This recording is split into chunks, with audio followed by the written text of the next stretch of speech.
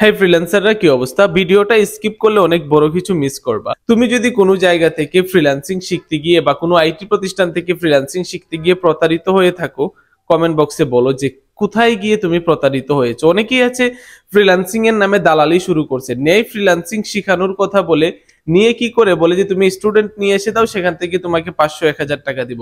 ভাই এরকম দালালি করার যদি চিন্তা ভাবনা বা ইন্টেনশন থাকে, তাহলে তো তোমরা এডমিশন না নেওয়া তুমি বলতে পারো ডিরেক্টলি যে তুমি স্টুডেন্ট এনে দাও, তোমাকে 500-1000 করে টাকা দিব, এই যে কাঁচামাল ব্যবসায়ীদের মতো। ঠিক আছে, সো এগুলা থেকে আপনারা বিরত থাকা ট্রাই করবেন। আমার একজন স্টুডেন্ট যিনি হচ্ছে একটা রিভিউ দিয়েছে আমার থেকে ফ্রিল্যান্সিং শিখার পর, সে কেমন করতেছে সেটা আমরা স্ক্রিনে দেখে নেই। আসসালামু আলাইকুম এভরিওয়ান, আমি ফ্রিল্যান্সার বদুল হাসান ভাইয়ার কাছে ডিজিটাল মার্কেটিং কোর্স করি এবং ক্লাস চলাকালীন কোনো অর্ডার পাই নাই, তবে ক্লাস শেষ হওয়া মাত্রই প্রথম $25 একটা অর্ডার পাই এবং টোটাল গত 1 মাসে $230 কাজ পেয়েছি।